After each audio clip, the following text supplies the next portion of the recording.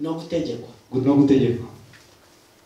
When you're ruled, iyo utegekwa, you do what your master tells you to do. ukora buri kimwe cyose ugutegeka kubwira ngo ukore, Either bad or good. kibi cyiza cyangwa kibi kibi.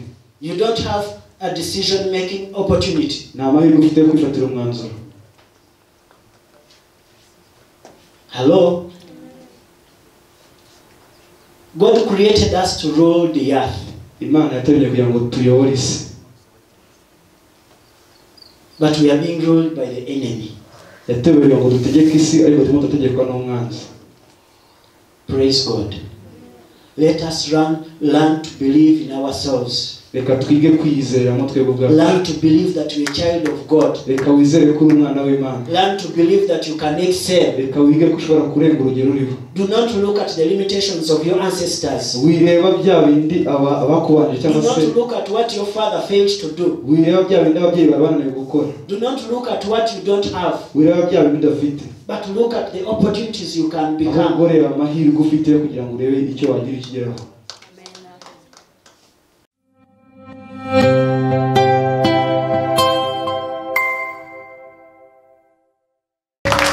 Hallelujah.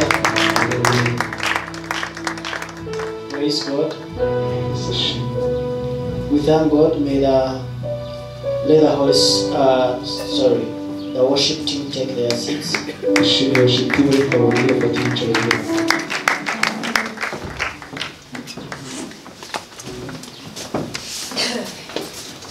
I am so glad to have stood before you.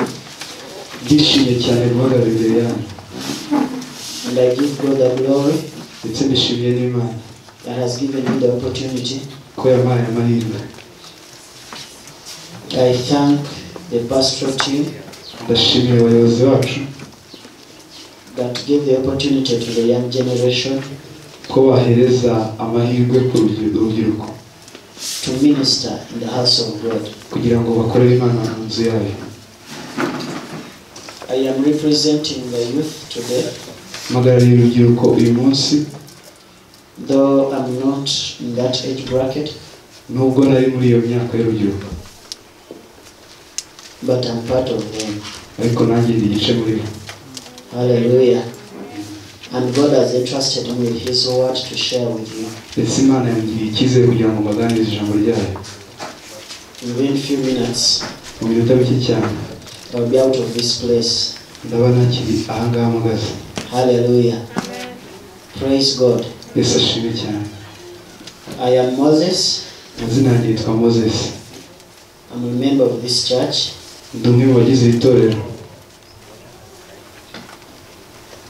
I'm married to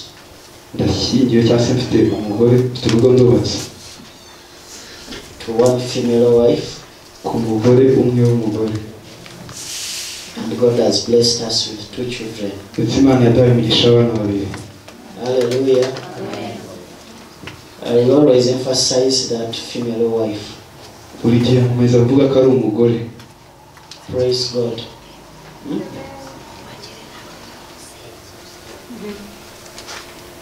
My interpreter. Nawe ni mukuru nivuge. Amazina yanjye nitwa Bishop Blaise. Nanjye ndi umwambure w'itorero. Urubatse. Oya.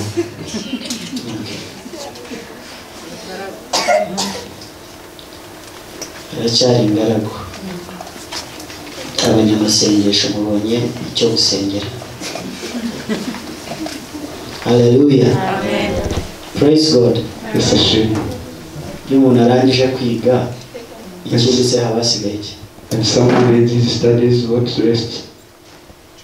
Afite akazi. He has a job. Ahubwo ni mumuteza imbere. So he probably will help him. Niba koko ashoboye gukompitinga ku isoko ni mumuteza imbere. If we can compete, then you can be easy. You know, born again we have this mentality which is not good. You feel that because you're born again, I will support you. Despite of your standard services that you're giving out, substandard.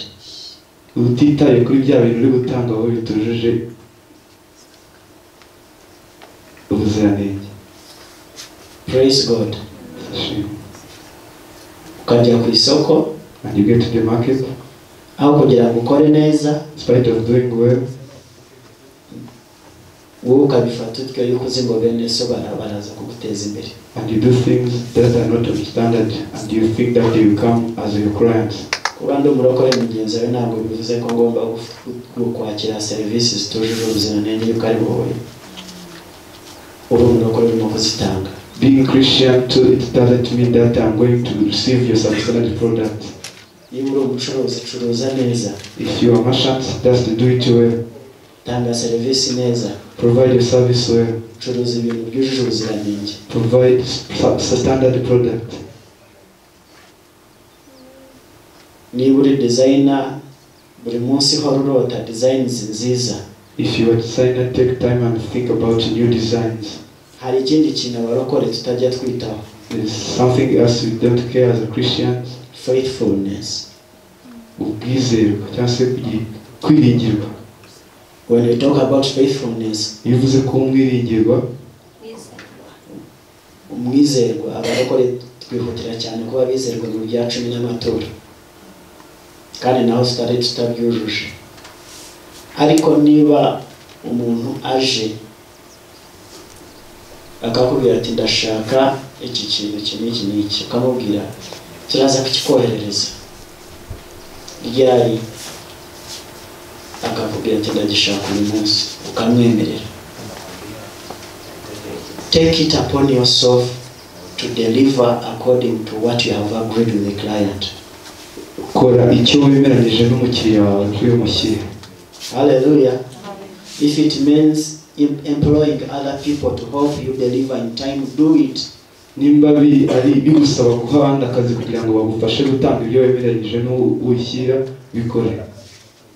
So that you can win his trust to you. Kugira ngo utsindire icyizere cyiwe. Hallelujah. When we come in business, iyo tugiye mu ruhande rwa business, or ubucuruzi, in everyday life, cyangwa se mu buzima bwacu bwa buri munsi, our blessings are placed in human beings. imigisha yacu ihishe mu bantu. Hallelujah. One thing that releases those blessings to us Ikintu gituma iyo migisha ibavamo ikatuzaho rero is how we render our services to them. ni uburyo dutanga serivisi, ni uburyo tubafasha mu buryo bakeneye. Praise God.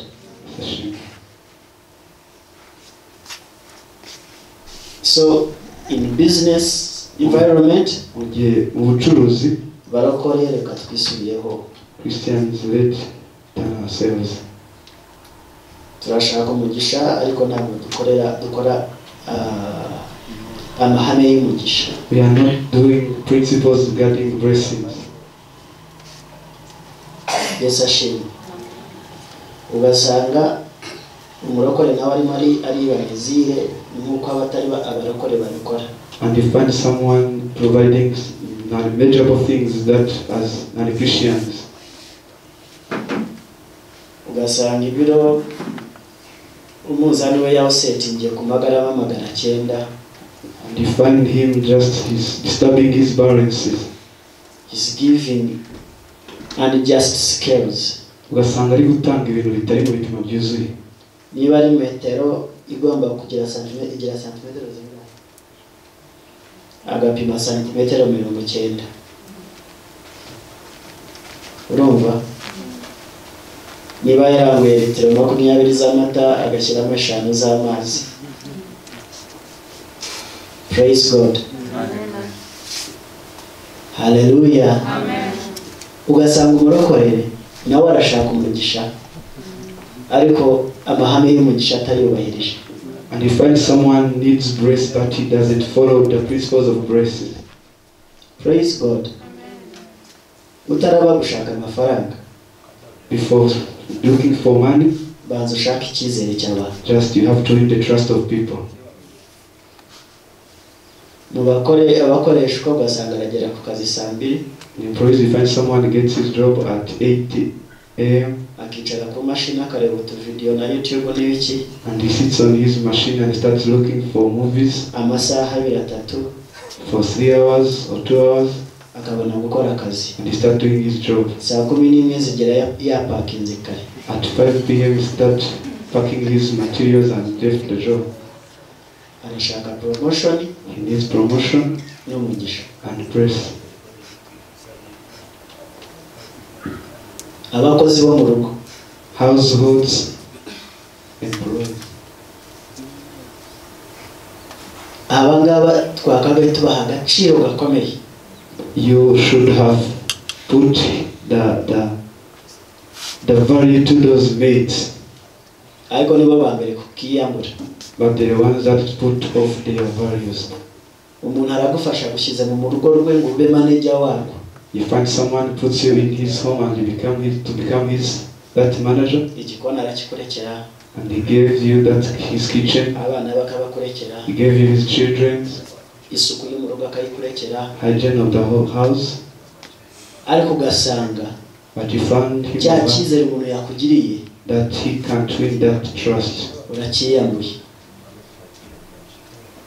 Uburyo wifata, The way you behave yourself, amasuku yakora sangahe, the way you wake up and start doing household activities. abantu bagaburira uko uzi ngo nyoko bujagiye kuhagera ya masaha ukabona kugaburira abana You start providing food to the children cyangwa kubakarabisha. Hallelujah. Praise God. Barakore hari bimwe bifungirana imigisha yacu atari ukuvuga ngo twaravumwe. Christians, there's some things that took our blessings, and that's not a curse. Ariko kubera yuko tutashoboye kubahiriza amahame. And that's come from not following the principles.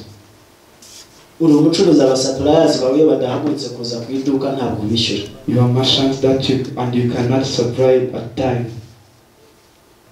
or pay at time. Yes, ashimwe. Praise God. Ubwami twinjiyemo, The kingdom that we are entering, niba Imana itwita umucyo w'isi, if God calls us the light of the world, tugomba koko kuba umucyo w'isi. we must be the light of the world. Hallelujah. Bantu bafite amaresitora, amasaro, genda urebe, hari abantu ibintu barambiwe. People with some business take time and look for things that people are Icyo cyo tired barambiwe of. ngo n'uwo bikore neza baze basanga uburuhukiro wawe. Start doing some research you can invest in to research that you have get through the information. Yes, ashimwe. Abubatsi, Be readers. sima y'abandi ubijyaniye iki kuri umurokore? Why are you taking the cement of others?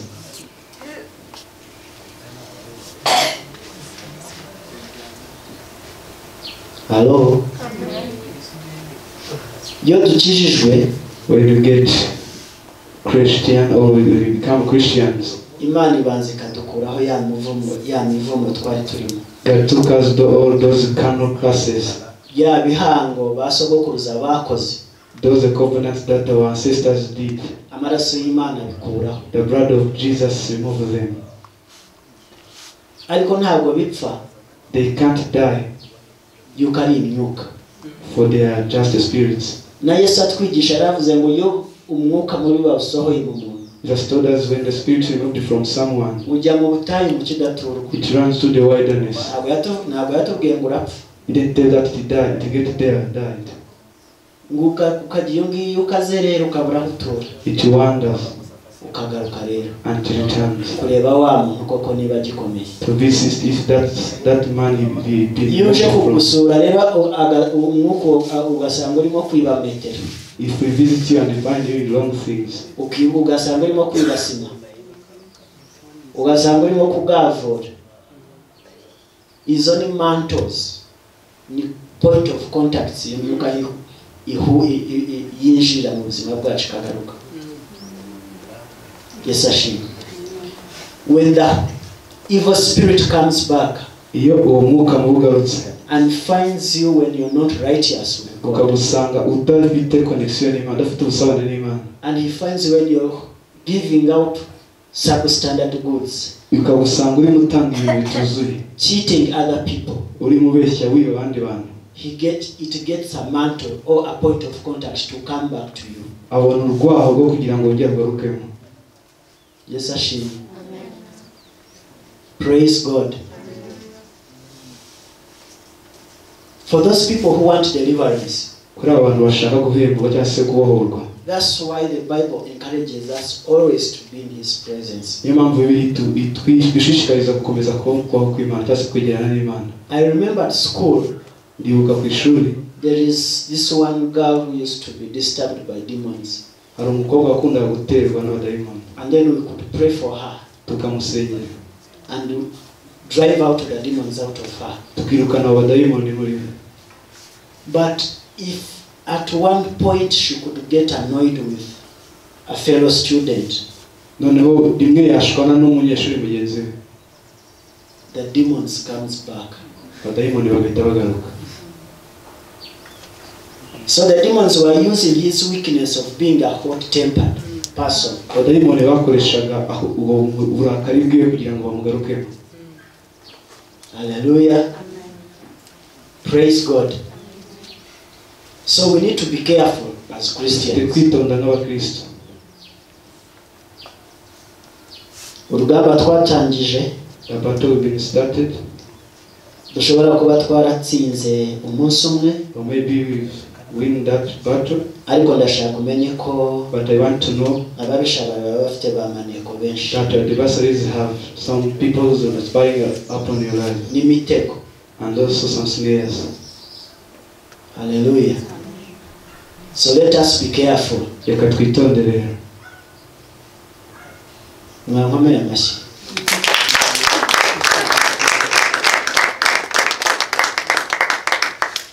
Iyi nama mbagiriye, Is advice I gave you, if you can follow it.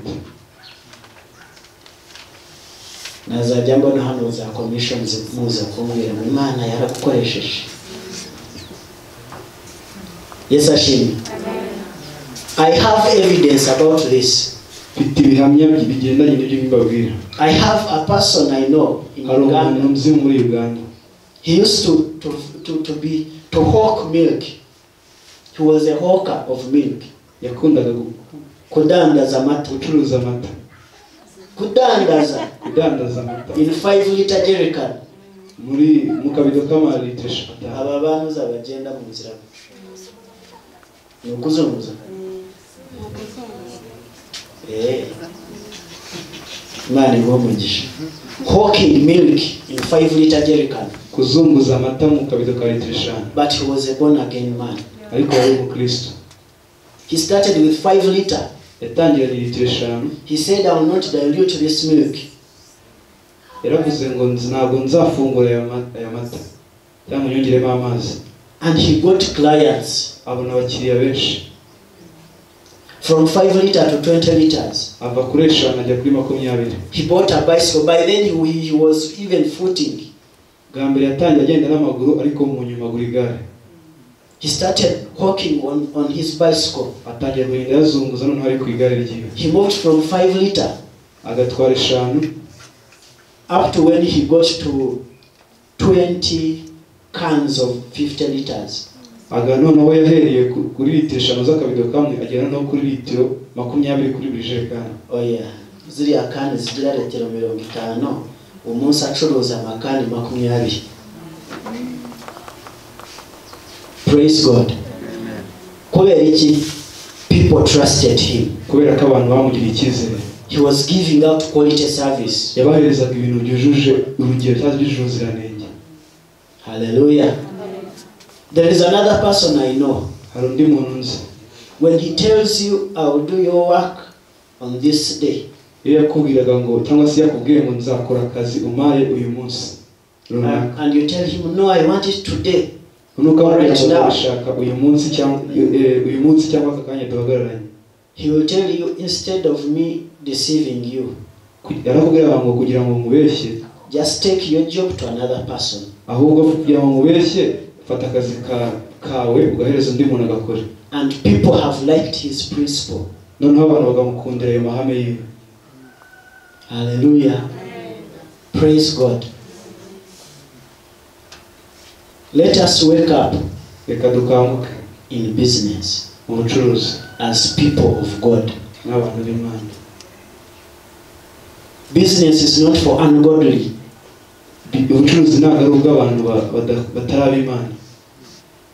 I have heard even some born again saying that you cannot be born again when you're doing business. Mfite n'abantu njya bavuga ngo ntabwo wakora ubucuruzi neza, ntabwo wakiranuka cyangwa umukristo neza ukora ubucuruzi. But that's not true. Akijya nibyo ntabwo ari ukuri. The God in the church Imana yo mu rusengero is the same God ni nayo Mana in the market area. yo mu isoko. Hallelujah. One day the Israelites were fighting their enemies. Igihe kimwe Abayisiraheli barwanaga n'abanzi babo. They were in the valley. Bari bari mu kibaya. They defeated them. Barabatsinda. And then the enemies said, hanyuma abanzi babo baravuga ngo it is because their God is active only in the valleys. Let us attack them from the mountains. baravuga ngo nukubera ko Imana yabikora mu kibaya gusa, reka tubatake noneho turi ku misozi. And then on the mountains, noneho bageze ku misozi, the Israelites defeated them badly. noneho Abisirayeli batsinda cyane kuruta uko batsinze mbere. So the God, He is the God of the valley and the God of mountains. Rero ni Imana yo mu kibaya ikaba n'Imana yo ku musozi. Hallelujah. He's the God of every situation. Ni Imana yo buri gihe cyo cyose. He's a God when you're still ingaragu, Ni Imana yo mu gihe ukiri ingaragu, and the God when you're married. ni Imana yo mu gihe ufite urugo wubatse. He's the God when you're jobless, Ni Imana yo mu gihe nta kazi ufite, and the God when you have a job. ni Imana yo mu gihe ufite akazi. He is God when you're here, Ni Imana mu gihe uri hano, and He is God when you're out of this place. ni Imana mu gihe usohotse mu rusengero ugiye hanze. He is the same God of Rwanda, Ni Imana y'u Rwanda, where you have many people who knows you as a Christian, aho ufite abantu bazi ko uri umukristo benshi. and the God of that nation you will go where no one knows you as a Ndetse ikaba Christian. ari n'Imana yo mu gihugu uzajyamo nta n'umwe ukuzi. Hallelujah. Praise God. Praise God. Therefore, let us be real Christians. Reka rero duhinduke abakristo ba nyabo.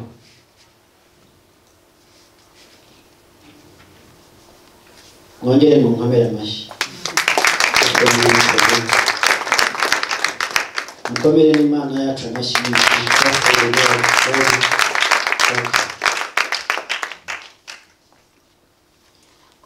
Reka tujye mu ijambo twari duteguye kwigana. Let's look in the scriptures. Genesis chapter 1. Itangiriro igice cya mbere. Ayo magambo ariko yazirikaniye. Keep these words. Hallelujah. Abanyeshuri, umurokore ntabwo agomba gutsindwa. Students, you don't have to be defeated while you are Christian. Dufite abanyeshuri basenga gusa batiga. You have some students pray just but not take time to study. Umwarimu akaba ari muri class wowe uvuga indimi. And you found teachers in the class and you are still talking, No, speaking in tongues. praying and speaking in tongues. Praise God. Akaba ari yatanga explanation ya European history wowe uri muri repete indirimbo yo muri worship team. And he's providing some explanations and you are still repeating the songs of worship team. Don't you know that you're created to be heads? Ntabwo muzi ko mwaremewe kugira ngo mube imitwe. Do the right thing at the right time. Kora ikintu cyanya cyo mu gihe cyanyacyo. If it is time to study, study. Nimba ari igihe cyo kwiga, iga. If it is time for practices, come and do practices. Nimba ari igihe cyo kuza gusubiramo indirimbo, ngwino ko usubiramo indirimbo. Do not bring revelations in science. Wizana wishurirwa muri mu bumenyi umenya umuntu cyangwa ubumenyi bw'isi. We are on food tests. We are burning proteins. For you, you're bringing the Bible. Turimo turiga ibijyanye na proteine, none wowe urimo urasoma Bibiliya. Come on. Who bewitched you? Hello? We are supposed to be ambassadors wherever we go. Dufite kuba abahagarariye Imana mu gihe ahantu hose tugeze cyangwa If it is study time, study as if you have never prayed. nimba ari igihe cyo kwiga iga nkaho utigeze usenga aho na rimwe.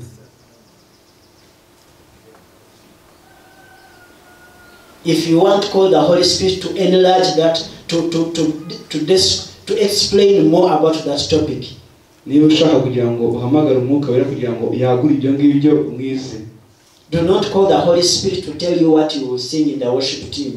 wibwira umwuka wera kugira ngo akubwire ibyo uzaririmbira hano muri worship team When you're in the classroom, mu gihe uri mu ishuri. Yes, ashimwe. Hagera muri exam ukagira ijosi rirerire. And when you get the exams you have long neck.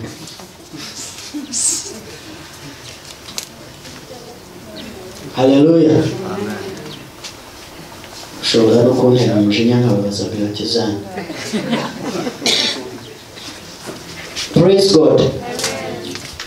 Ubu bwami twagiyemo burasaba ko tugira ishyaka ryabo. The kingdom that we are in, we need to be encouraged in that kingdom.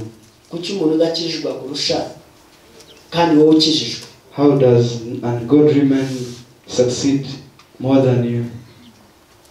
Mwigishwa n'umwarimu umwe, You're being taught by one teacher mwigira amasaha amwe, in the same time. ugiye kuvugerega ntabwo bizi ko turemye mu buryo butandukanye. And you are telling that to be created in different ways.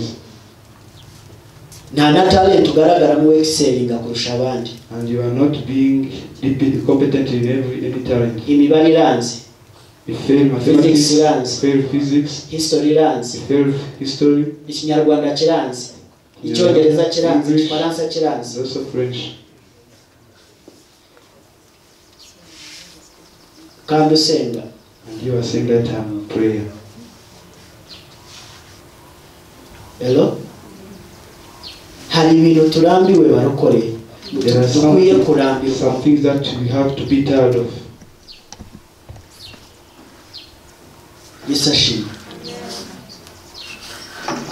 Iyo utabanje kurambirwa n'ikintu kikuboshye ntabwo gishobora kukuvaho. If you can't tired of your chains and cannot get away. Nibyo Yakobo yabwiye muhungu we ngo nukora cyane. That's what Jacob told his son. If you do hard work, you get hard work. Nibwo uzashobora kwigobotora ikigoyi cya murumuna wawe. You will get freed from your brother or your brother. Nurakara. If you get angry, Ntabwo yabwiraga ngo arakara ajye kwica Isaac ntabwo yabwiraga Sawuli ngo arakara ajye kwica Yakobo. he was not telling him to go and kill him. No. Ariko yamubwiraga gukora cyane n'imbaraga ze zose. But he was telling him that you have to Kurenza work hard expectations z'abantu. more than the people's expectation. Hallelujah. Praise God. The Bible tells us that He is the one that gives us strength or power to make riches. Bibiliya yatubwira ngo niduha imbaraga zo kugira ngo dukore ibidasanzwe. Oya. Gutunga kubona ubukire. Niduha imbaraga kugira ngo dutunge. Yesu ashimwe. Hari ahantu izo mbaraga ziva. There are source of that power. Zigendana n'amahame. It works with principles. Amahame yo gukiranuka. Principles of being righteous. Amahame yo kwishakira umwanya wawe n'Imana. Principles of finding the place or the presence of God. Yesu ashimwe.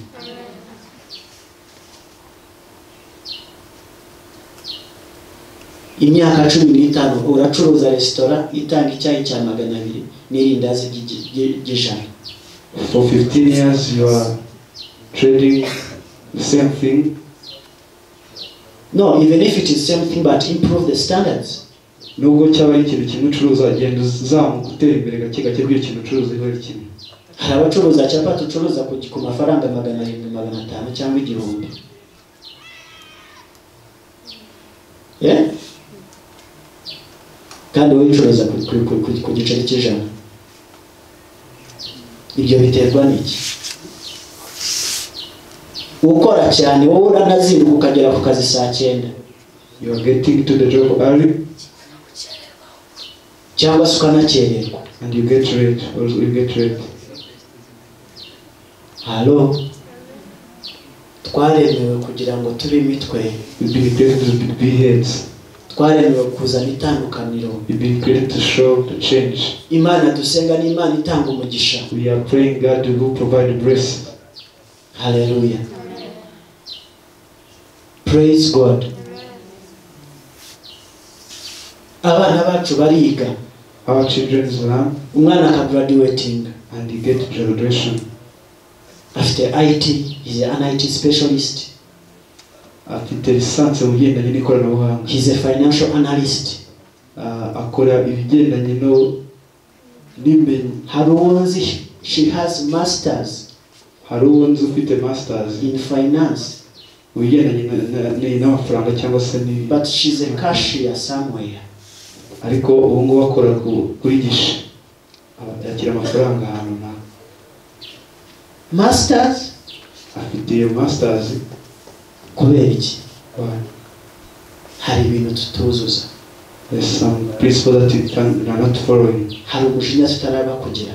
We are not angry. Hallelujah. Ndibuka umunsi umwe mfite akazi kanjye ka mbere. I remember once in my first job. Naje kurota mbona CV yanjye.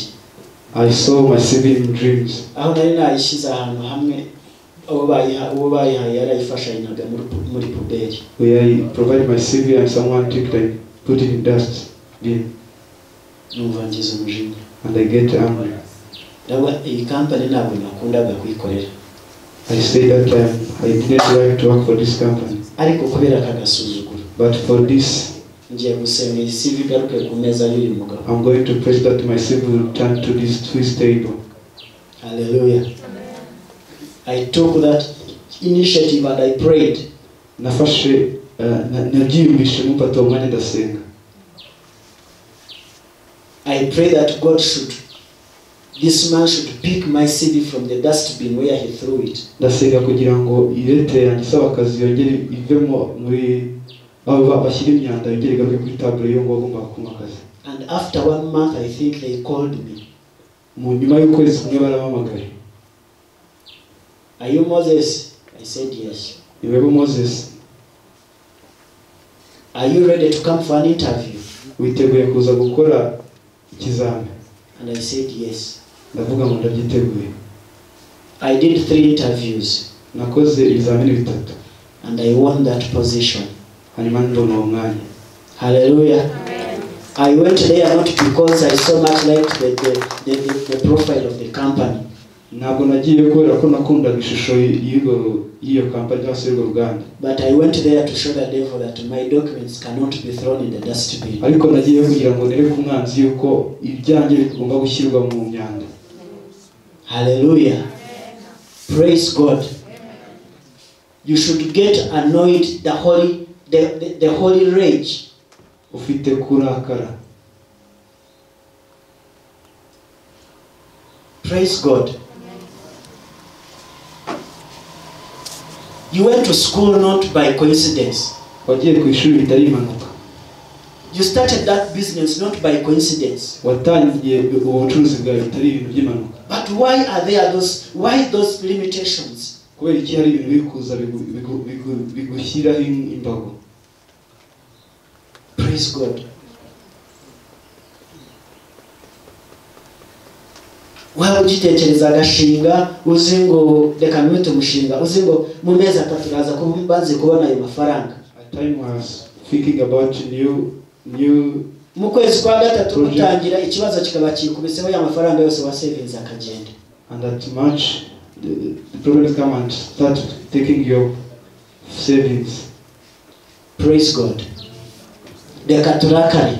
Let's get angry. Icyakabiri tugomba kumenya positions zacu mu bwami bw'Imana. You have to know our positions in the kingdom of God. The Bible calls us gods. Imana twita Imana. You are gods. Utumana. Dutoya. Yes, Ashim. We can create our environment. dushobora kurema ahantu dukorera. We can create what we want in place. Dushobora kurema ibyo dushaka mu mwanya wabyo. Hallelujah. Praise God. Why should others excel when Christians are not excelling? Kubera iki abantu badakijijwe bakomeza gutera imbere kandi bakomeza gutera imbere kandi dukijijwe? The first thing is giving substandard services. Icyambere nuko dutanga ibintu bidakwiriye bitujije ingero. Compromising ourselves to the standards of the world.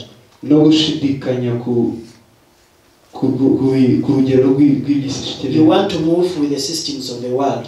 Ushaka kugenda nk'iby'isi igukurura mu kujyana. Niba abacuruzi biba ntabwo ugomba kwiba kugira ngo. If merchant cheats and you have to cheat also.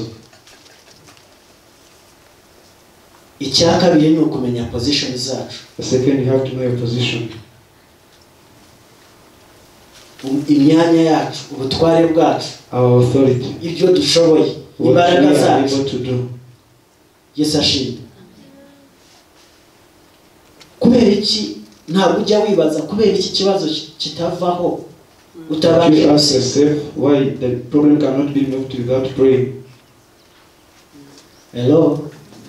Kubera iki Yesu yabwiye intumwa ze ngo muzajya mwirukana abadayimoni mu izina ryanjye? Why he just told his disciples that he will chase away demons in my name? Kutababwiye ngo abadayimoni bazajya babahunga gusa. Why did they tell them that demons will get away or fly away from you? Because there is a part we must play as Christians. Kubera ko hari uruhare dufite gukora n'abakristo. Jesus came to restore us to our original position. Yesu yaje kugira ngo dusubize mu mwanya twahozemo. We were created to subdue. Twahoze kugira ngo tumeshe, to rule, kugira ngo tuyobore, to take over, kugira ngo dufate. But the devil came and stole away that position from us. Ariko umwanzi yaje twara uwo mwanya twari turi mu cyo gihe. He created fear and hatred in our hearts. Arema ubwoba ndetse n'urwango mu mitima yacu. Hallelujah. That's why the Bible tells us that you are not given the spirit of fear. Niyo mpamvu itubwira ngo ntabwo twahawe umwuka w'ubwoba. When you read Genesis chapter 1, iyo usomye Itangiriro igice cya mbere, we see how the earth was created. Tubona uburyo isi yaremwe. In the 5 days, mu minsi 5 yonyine, God created everything. Imana yaremye buri kimwe cyose. And on the 6th day, ku munsi wa gatandatu, He created the wildlife, irema ubuzima bwo mu ishyamba, the livestock, the animals, irema inyamaswa, the crawling creatures, irema ibigendera ku butaka, and then He created man lastly. hanyuma bwa nyuma irema umuntu. He gave him instructions to rule over. Imuhereza amabwiriza yo kugira ngo ayobore. Hello? Are we ruling? Turimo turayobora. Or we are ruled? Cyangwa turimo turayoborwa. There is a difference between being led and being ruled. Hari itangiriro riri kuyoborwa ndetse no kuyobora. No gutegekwa. No gutegekwa. When you are ruled, iyo utegekwa, you do what your master tells you to do. Ukora buri kimwe cyose ugutegeka kubwira ngo ukore. Either bad or good. Kibi cyiza cyangwa kibi kibi. You don't have a decision making opportunity. Nta mahirwe ufite yo kwifatira umwanzuro. Hello? God created us to rule the earth. Imana yaturemye kugira ngo tuyobore isi. But we are being ruled by the enemy. Yateguye ngo dutegeke isi ariko turimo dutegekwa n'umwanzi. Praise God. Let us learn to believe in ourselves. Reka twige kwizera mu twebwe ubwacu. Learn to believe that we are a child of God. Reka wizere ko uri umwana w'Imana. Learn to believe that you can excel. Reka wige ko ushobora kurenga urugero uriho. Do not look at the limitations of your ancestors. Wireba bya bindi abakubanje cyangwa se. Do not look at what your father failed to do. Wireba bya bindi ababyeyi babananiye gukora. Do not look at what you don't have. Wireba bya bindi udafite. But look at the opportunities you can become. Ahubwo reba amahirwe ufite kugira ngo urebe icyo wagira ikigeraho. The one God created light and darkness. Imana yaremye umucyo n'umwijima. Light represents hope. Umucyo ugaragaza ibyiringiro, opportunity, amahirwe, adventure, no gukora ibidasanzwe, and vision. Ndetse n'iyerekwa cyangwa intumbero. They are there for us. Biraho ngaho kubera twebwe. We are surrounded by a lot of opportunities. dukikijwe n'amahirwe atandukanye. There is hope when you believe in God. Hari ibyiringiro mu gihe wizera mu Mana. Hope creates faith.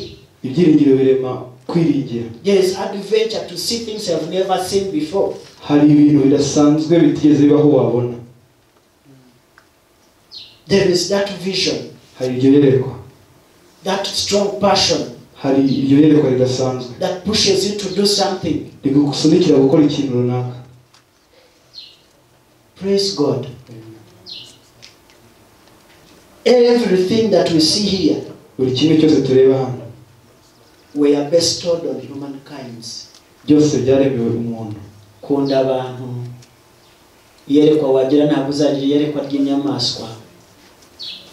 Ntabwo uzagira iyerekwa ry'inzoka. Iyerekwa ryose ugira riba rigamije ku muntu. Ninde urifite ritagamije ku muntu? Iyo ushinga iduka ushaka abakiriya ni abantu. Nubwo waba ucuruza imiti y'imbwa, imbwa zitunzwe n'abantu. Hello? Abantu ubona bakuzengurutse bose ni amahirwe yabo. The people surround you, there are opportunities. Yaba umusinzi udandabirana, Even if he is drunk, mu gihe agifitemo wa mwuka uhumeka, whenever he sees ayo ni amahirwe yawe. his opportunity. Nubwo yaba umusazi, Even if he is a madman or crazy person, we niba ugira ngo umusazi nta kamaro afite, kugenda umusange hariyo umunigo mwica. approach a crazy man and you kill him. Muri science batubwira ko bafite economical importance. In science they tell they have some economic importance. Hello? He or she is your opportunity. Uwo ari umukobwa cyangwa umugabo cyangwa umwana n'amahirwe yawe. Praise God. Iyerekwa wagira ryose, senga Imana iguhe iyerekwa. Iyo yaguhaye iyerekwa ibiguhaye abantu. Ask God to give you the vision, and your vision will be upon people. Umushumba yagize iyerekwa ryo kuza mu Rwanda atazi ko azahurirayo nawe. Our pastor had a vision to come to this Rwanda, Ariko iryo yerekwa ryari rikubiyemo wowe n'abandi bazaza. and his vision was including you. Hello? Yes, ashimwe. Umuntu udafite iyerekwa ku isi ntacyo aba amaze. A person without vision is nothing. Mu bwami bw'Imana ntacyo aba In amaze. the kingdom of God is useless, Yuko Imana ikunda abantu. because God loves people. Amayerekwa yose iyaduha kugira ngo hagire umuntu ufashwa. Every vision he provides, he gives it that someone will be touched. Praise God. Uko umeze uko ariko kose, However you are, hari umurongo w'abantu muremure ukuri inyuma. long line of people Utazi. behind you, do you know them? Bagutegereje mu banze uve muri ibyo byaha wivurugutamo kugira ngo nabo babone guhembuka. They are waiting for you to be removed from that sin and they will be removed or Bategereje ngo baze creating your company kugira ngo nabo babone akazi. and they are waiting for you to create your company and be employed in that Bategereje ngo umuhamagaro Imana yagushizeho uzamuke kugira ngo nabe imitima yabo ikire. for you to exceed your calling. Yes, ashimwe. Worship team. Hano ntabwo mba muje gukora neye imbere y'abiyange nka ya gahunda y'abagande. Bafite hariyo radio imwe babashiraho ikiganiro bita ngo neye imbere y'abiyange ngo ndirimbira ibyange. Yes, ashimwe. Abantu bagahamagara buri umwe agatangira kuririmba uko abyumva. Abibijwe bibi abamajwi meza biki abantu bagaseka. Ariko mwebwe iyo muje hano Imana yagushizeho gukunda kuririmba kubera hari umuntu ugomba gufashwa mu ijwi ryawe. Nimukajye mwatubwira ngo nimwite ku majwi ahubwo mwite kuri message iri mu ndirimbo. No.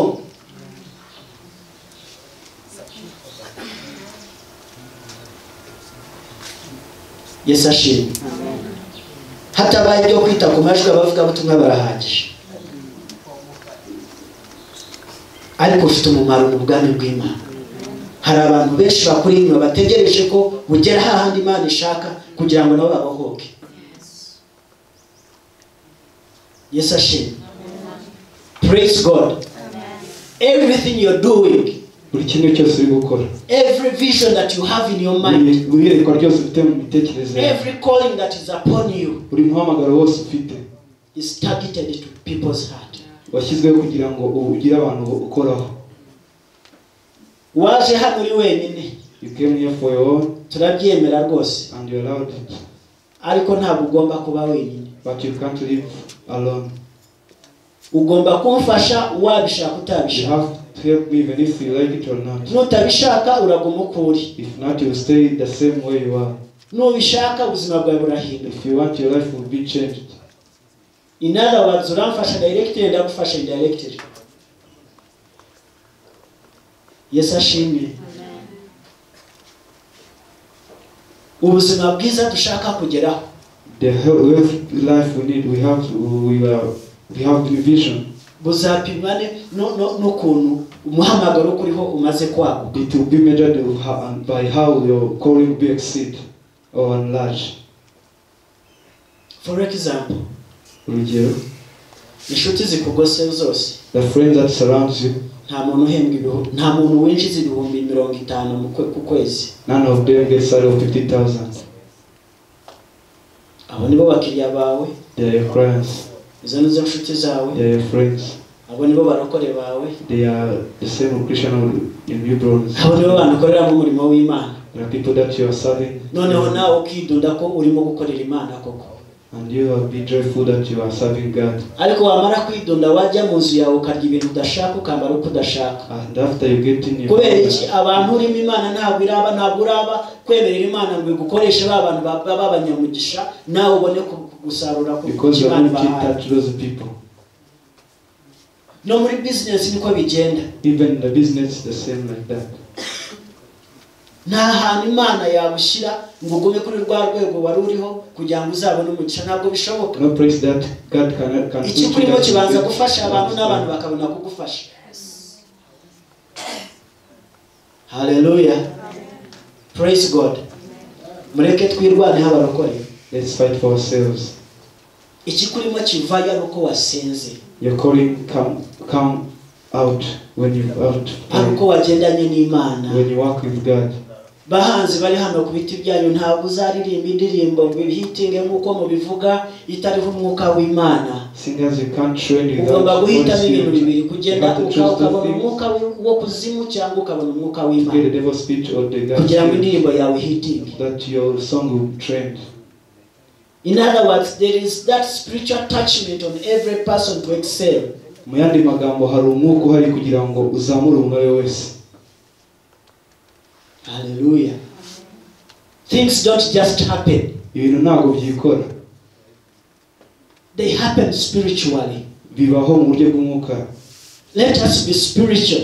Reka tube abanyamwuka rero. To unleash the spiritual blessings. Kugira ngo dukurure imigisha y'umwuka.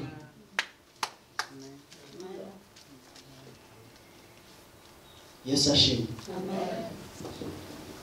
Masaha yanyiragiye. My time is getting to an end. Nakubwiye ngo umunsi wa mbere Imana yabushyiriyeho amahirwe yose yo gukoreramo. I told that God create your opportunities to work in. Iguha n'umwanya wo kuruhuka ari It ryo gives you the joro. rest time as night. Wa kabiri ikora ijuru. Wa gatatu ishyiraho isi, Second, create heaven, and the third, create the world, inyanja n'ibimera byose. oceans, and Wa kane ishyiraho izuba fourth, n'ukwezi create sun and moon, n'inyenyeri kugira ngo uzajye umenya ibihe. that you know the seasons, Festivals and years. Kugira ngo uzajye wikorera evaluation.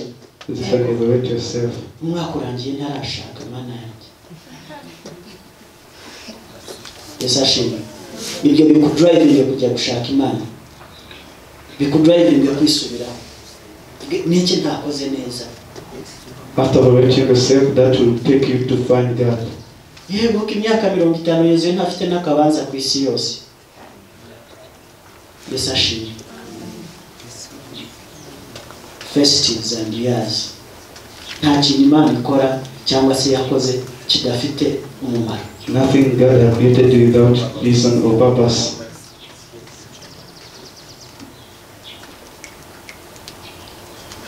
Kwa gatanu nibwo yakoze inyoni byo mu nyanja byose birabitegeka ngo nimugende mwere cyangwa se mugwire, be fruitful. Kwa gatandatu irema wildlife, the crawling creatures, then man. Gataraterema ubuzima bw'inyamaswa zo mu ishyamba ndetse n'unuhirema n'umuntu mu nyuma yaryo. Iramubwira ngo rule over. He told him rule over, tegeka byose. Multiply, wikube cyangwa se waguke. Dawudi akibaza ngo what is man that you are mindful of him? Dawidi aribaza ati se ndiki kugira ngo umuntu yiteho. Psalms chapter 8 verse 4. Zaburi 8:4. Yobu nawe aravuga ngo what is man that you should exalt him and that you should set your heart on him? Yobu aravuga ngo se umuntu ndiki kugira ngo umuzamure cyangwa umwiteho. Yobu ibice 7:17. Yobu 7:17. Genda koresha version y'Icyongereza ariko Ikinyarwanda hari ubwo usanga ari umurongo ubanziriza cyangwa se ukurikira. You can read Psalms 8:4. Zaburi 8:8. Turi masaha y'abandi birawo. Umurongo wa 4. Haravuga ngo iyo nitegereje ijuru, umurimo w'intoki zawe n'ukwezi n'inyenyeri ibyo waremye. 5. Umuntu n'iki ko umwibuka cyangwa umwana w'umuntu ko umugenderera. Ikinyarwanda kigira ikinyabupfura cyinshi, amagambo amwe ntabwo kiyavuga nk'uko izindi versions ziyavuga. Noneho Yobu 7:17. Yobu 7:17. Haranditse ngo umuntu n'iki cyatuma umukiza ukamwitaho ukamugenderera uko bukeye n'utuze kumugerageza. Zaburi 8:6 nihatubwirira mu mwembe mu butumana. Yesu ashimwe. Rekeraho kwisuzugura. Nta kintu abandi bagezeho utageraho. Impamvu utakigeraho cyangwa se utakigeraho ni ukwisuzugura, ni ukutamenya abo turi bo, tukemerera Satani akajya adutegeka, adutwaza igitugu, akakujyana mu kubeshya ukabeshya, akakujyana mu buriganya ukariganya, akaguhindura inkundamugayo. Yesu ashimwe. Akakuza amasaha yo gusenga, ukabona amasaha ya WhatsApp, ya Facebook, ya YouTube, ukabona amasaha yo kujya kuganira n'inshuti. Nubwo baza hano ku nsengero bahasanga umuntu ugasengera iminota 5 ahandi mukajya mu nkuru. Yesu ashimwe. Akatugabiza ubwoba. Umuntu yavuga ati n'umwana wawe yavuga ati jewe mani nzakugurira indege ugakubita igitwenge cya Sara. Yesu ashimwe. Reka tugerageze Imana tubabizerwa no mu kazi kacu. Test of God by being righteous. Ntabwo bikunda koroha ku munsi wa mbere. It is not easy for the first day. Ariko Imana ibonye uri serious. But when God sees you as serious, He will reveal Himself. Iravuga ngo nkunda abo bankunda nabo bashakana umwete. He said that He loved those who loved Him and those who seek Him strongly. Ikunda umuntu utitiriza. He loves someone who comes to seek Him. Udahinduka yuko abana Imana ntabwo itwizera. Because God doesn't trust us. Uyu munsi turaramya tukajya mu mwuka. Today we worship in spirit. Wasohoka ugahinduka undi. And after you get out, you become someone else. Rero niyo uvuze ngo Mana jewe ngiye gukora iki So when you say, God, I'm going to be righteous. Okay, let me see. Yes, ashimwe.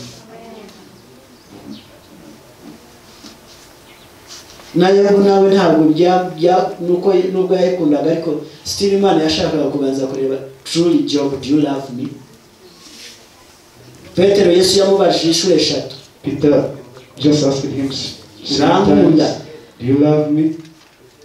Cyangwa nuko wajya kubona nkora ibitangaza niyo mpamvu wakurikirana. You are just following for the miracles. Nacyagiye wishuruka ko ndi Kristo ntabwo ari wabihishuriwe n'umwuka we. For the time revealed that I am Christ, it is not about you. It was just capacity yo kubana n'umwuka we ukwezi kukarangira umwaka ukarangira. Are you capable of keeping Holy Spirit for 1 year or 1 month? Yes, ashimwe.